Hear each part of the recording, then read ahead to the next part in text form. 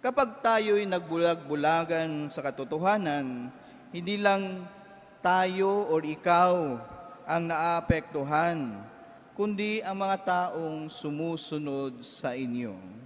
Hindi lang ikaw ang napapahamak, kundi naipapahamak mo rin ang ibang tao, lalong-lalo na ang ating mga inosenteng kabataan. Kung titingnan niyo po ito, napakabigat po itong kasalanan. Dahil tayo'y nagbulag-bulagan na nga, inakay pa nating iba maging bulag din sa katotohanan. So hindi lang ikaw ang nakakasala, pati na rin ikaw ang source o sanhi ng pagkakasala ng iba.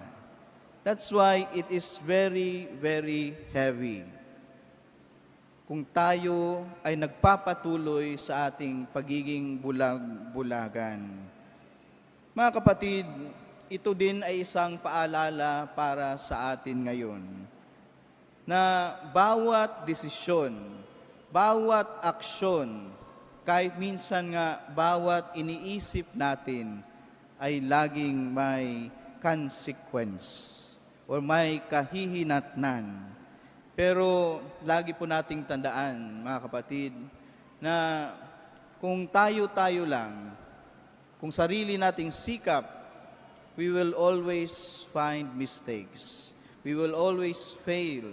We will find ourselves nagkukulang, sa lahat ng ating ginagawa. Dahil tayo ay imperpekto. Dahil tayo ay tao lang. Diba? Minsan, kung nagkakamali tayo, ang una nating sinasabi sa ibang tao, pasensya po, tao lang. Pero, always remember at laging tandaan mga kapatid, na hindi tayo basta-basta tao lang, sapagkat tayo ay mga anak ng Diyos. Kaya, kung kayo'y gumagamit ng rason na tao lang, parang ayaw niyong maging anak ng Panginoon. Ayaw niyong maging anak ng Diyos. Ayaw niyong ng kabutihan. Ayaw niyong magbago.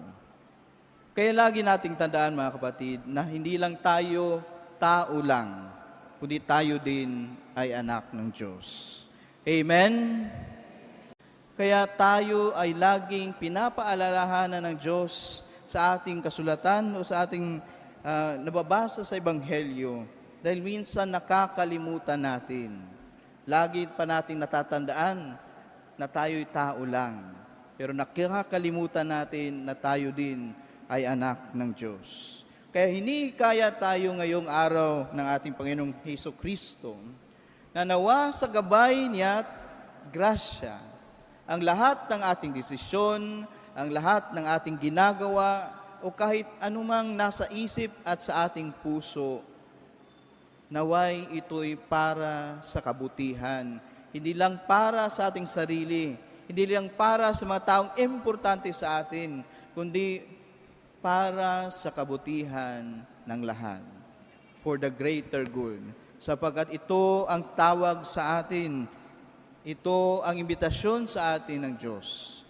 To avoid sin and do good, because goodness is who and what we are.